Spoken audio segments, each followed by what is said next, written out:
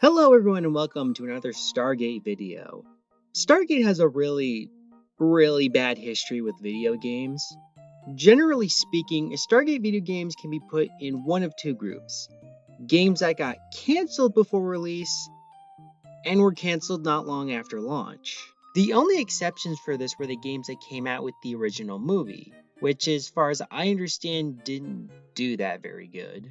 There were two mobile games that came out in 2004 and 2007 respectively that I couldn't really find much info on, though from what I understand you can no longer play these two games, so I think they fit into the cancelled later group. And no, I don't count the Astro Kings crossover event, since that is a crossover and not a proper Stargate game. Besides that, there is Stargate Timekeepers, but at the time I record this, there's no new information about it. Fingers crossed the game gets released and is good, but given Stargate's history with video games, it's an uphill battle.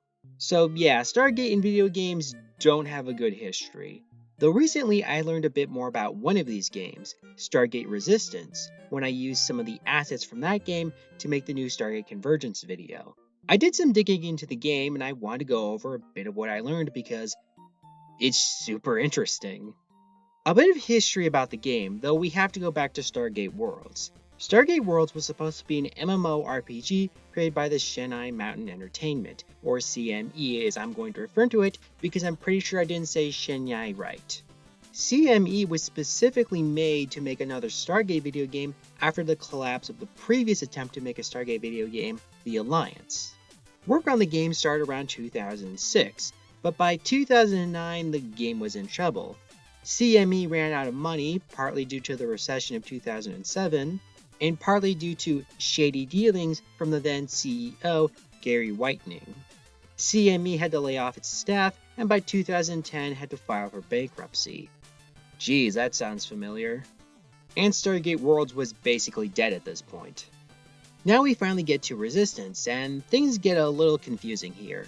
While CME was in court, some of the leadership formed a new company, Fresh Start Studios and Dark Comic Games. Though I see some sites differ on whether or not the game was originally released under CME or not, regardless, Stargate Resistance was a sort of spin-off sequel to Stargate Worlds, which at this point was dead. It was meant to be a way to show what Stargate Worlds could have been and a way to make some money while they fought the legal battles. It is an online third-person shooter and used many assets from Stargate Worlds, such as the graphics and engine. In fact, some of CME shareholders thought they used enough of the game's assets that they sued Dark Comic Games for what they claimed to be theft of their assets. Isn't this all we want to listen to? Legal crap? Anyway, the game was released on February 10, 2012, and was shut down about a year later on January 17, 2011. Now, there's two interesting things about this game that made me want to talk about. First is, despite what I just said, you can still play the game. What? While it was officially shut down in 2011, in 2014, fans of the game were able to bring it back through new unofficial game servers. And it's still up and running from what I understand. There's a Discord page and website with instruction on how to install and play the game.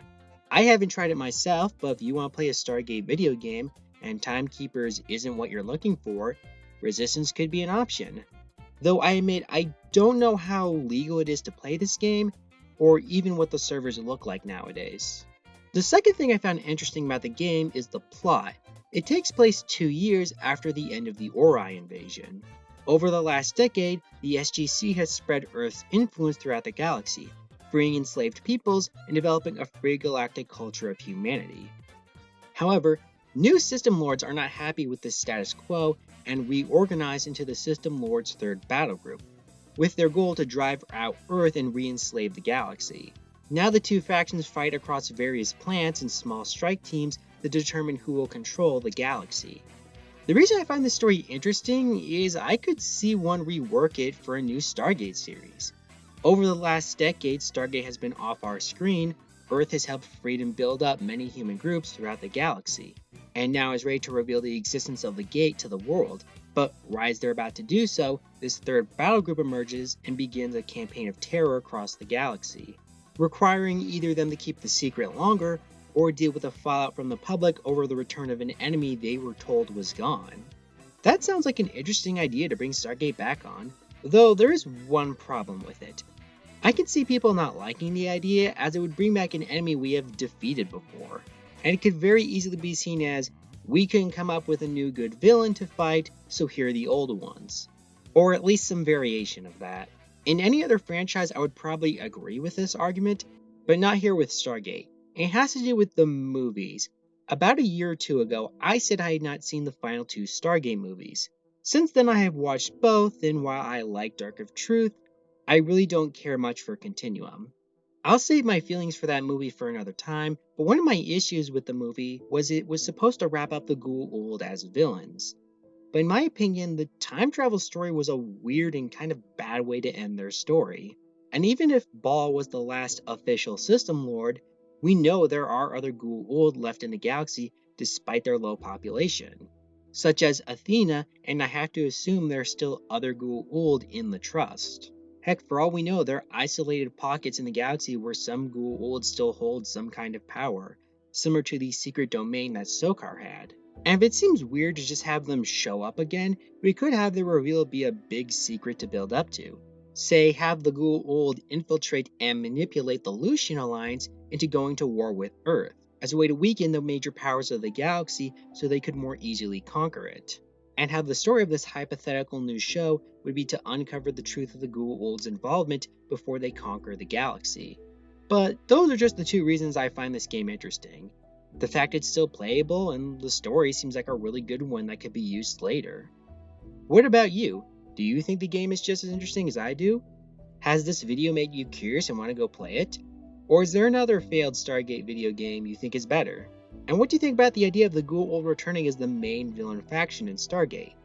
Tell me your thoughts in the comments below, leave a like and subscribe, and remember, you are all part of a simulation designed to test the SGC's preparedness in case of gate breach.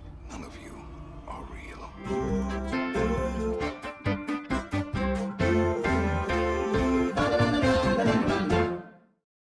Hey everyone, so sorry for the last minute add-on, but this is something I just found out, and just recording this on my phone. So apparently, according to this group, you can also play Stargate Worlds. I haven't figured out how. The steps are a bit more confusing than the download for Stargate Resistance, but yeah, for the sake of just accuracy in the video, supposedly you can play Stargate Worlds through this group as well. Again, haven't figured out how to do it, but the option's there.